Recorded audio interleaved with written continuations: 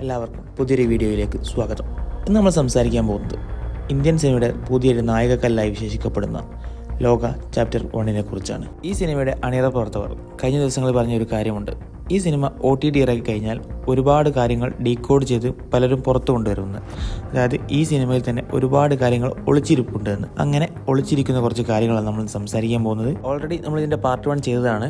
അത് കാണാത്തവരുണ്ടെങ്കിൽ ഡിസ്ക്രിപ്ഷനിൽ ലിങ്ക് കൊടുത്തിട്ടുണ്ട്, കാണാൻ ശ്രമിക്കുക. ജോൺസൺ സാമുവൽ എന്ന ഒരു ഇൻസ്റ്റഗ്രാം ഹാൻഡിൽ നിന്നും ഇട്ട പോസ്റ്റിനെ ആസ്പദമാക്കി ഉണ്ടാക്കിയൊരു വീഡിയോ ആണിത്. നീലിക്ക് തന്റെ ആ പവേഴ്സ് കിട്ടുന്നത് ഗുഹയിലെ വവ്വാലുടെ ആക്രമണത്തിൽ നിന്നാണ് എന്നാണ് ആ ചിത്രത്തിൽ നമുക്ക് കാണാൻ സാധിക്കുന്നത്.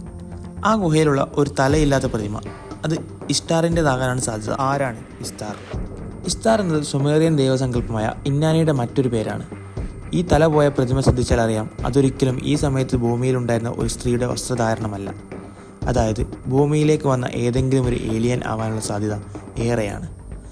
ആ സാധ്യത പറയാൻ കാരണം ജക്കറിയ സ്റ്റിച്ചിൻ്റെ ദ 12th പ്ലാനറ്റ് എന്നൊരു പുസ്തകമാണ്. അതിൽ പറയുന്നത് ഈ ഇഷ്താർ അടക്കമുള്ള അനുനാനിക്കൾ മറ്റൊരു ഗ്രഹത്തിൽ നിന്നും വന്ന ഏലിയനുകളാണെന്നും അന്ന് മൃഗങ്ങളെപ്പോലെ ജീവിച്ചിരുന്ന മനുഷ്യരെ അവരാണ് ഇന്ന് ഈ കാണുന്ന അപ്ഡേറ്റഡ് മനുഷ്യരാക്കിയതെന്നും അവരുമായുള്ള സമ്പർക്കം മൂലമാണെന്നുമൊക്കെയാണ്. സംഭവം ന്യൂട്രോ സയൻസ് ആണെങ്കിലും ലോകയുടെ യൂണിവേഴ്സിൽ ഇതിന് വളരെ പ്രാധാന്യമുണ്ട്. ഇഷ്താർ നീതിയുടെയും നന്മയുടെയും ദേവതയാണ്. മാത്രവുമല്ല നല്ലൊരു യോദ്ധാവുമാണ്. നീലയുടെ കഥാപാത്ര ഗുണങ്ങളിലും ഇഷ്താറിൻ്റെ ഷാഡോ നല്ലപോലെ കാണാൻ സാധിക്കും.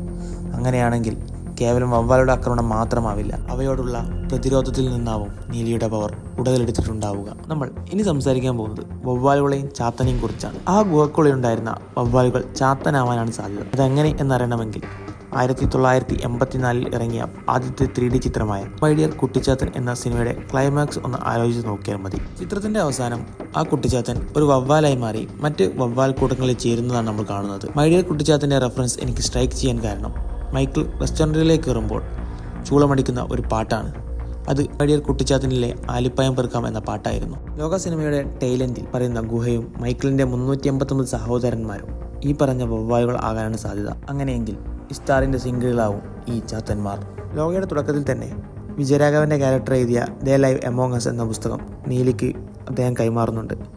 ആ പുസ്തകം വായിച്ച ശേഷം നീലി വീണ്ടും ഗുഹയിലെത്താനും ചാത്തനെ കാണാനുള്ള സാധ്യത ഏറെയാണ്. ഇനി അടുത്തതായി നമ്മൾ സംസാരിക്കാൻ പോകുന്നത് ഈ സിനിമയിൽ ഏറ്റവും കൂടുതൽ ഒരു ക്യാരക്ടറിനെ കുറിച്ച് സംശയവും അതുപോലെ തന്നെ സംസാരവും ഉണ്ടായത് മൂത്തോനെ കുറിച്ചായിരുന്നു. മൂത്തോൻ ആര് എന്നുള്ള ഒരു ക്വസ്റ്റ്യൻ മാർക്ക് അവിടെ ഉണ്ടായിരുന്നു. പലരും മൂത്തോൻ മമ്മൂട്ടിയാണെന്ന് പറഞ്ഞു. ശേഷം വെൽഫെയർ ഫിലിംസ് തന്നെ അത് കൺഫേം ചെയ്യുകയും ചെയ്തു. ഇനി വിഷയത്തിലേക്ക് കടക്കാം. പറക്കും തലകളിൽ നിന്നിറങ്ങുന്ന ഒരു ഗുഹാമനുഷ്യരെ തീയുണ്ടാക്കാൻ പഠിപ്പിക്കുന്നതായി ചിത്രത്തിൻ്റെ ടൈറ്റിൽ കാർഡ് ആനിമേഷനിൽ കാണിക്കുന്നുണ്ട്. അയാളുടെ നെഞ്ചിലുള്ള ആനയുടെ സിമ്പൽ നമുക്ക് മൂത്തോൻ ദണ്ടിലും കാണാം. അതായത് ഞാൻ ആദ്യം പറഞ്ഞ പോലെ ഇഷ്താറിന്റെ ഒപ്പം ഭൂമിയിലേക്ക് വന്ന മറ്റൊരു ഏലിയനാണ് മൂത്തോനും. അയാളുടെ ചിഹ്നം ആന. സിനിമ തുടങ്ങുമ്പോൾ നീലയെ ഷൂട്ട് ചെയ്യാൻ വരുന്ന ഷൂട്ടറിന്റെ ആർമറിൽ ഇതേ ആനയുടെ ചിഹ്നം കാണാം. അതായത് ചന്ദ്ര ചാപ്റ്റർ 1 കഴിഞ്ഞോ അതിനു മുൻപോ നീലി മൂത്തോനുമായി എന്തോ പ്രശ്നമുണ്ടായതായി മനസ്സിലാക്കാം.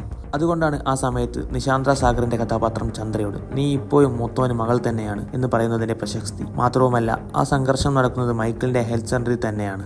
ചുരുക്കി പറഞ്ഞാൽ വരാനിരിക്കുന്നത് ഒരു ഗംഭീര സിൽവാറാണ്. അപ്പോൾ പാർട്ട് 2 ഇത്രയായിരുന്നു നമ്മൾ ചെയ്യാൻ ഉദ്ദേശിച്ചിരുന്നത്. അപ്പോൾ ഞാൻ ഭംഗിയായി പൂർത്തിയാക്കി എന്ന് ഞാൻ വിശ്വസിക്കുന്നു. വീഡിയോ ഇഷ്ടമായെങ്കിൽ മാത്രം ലൈക്ക് ചെയ്യുക, സബ്സ്ക്രൈബ് ചെയ്യുന്ന കാര്യം പരിഗണിക്കുക.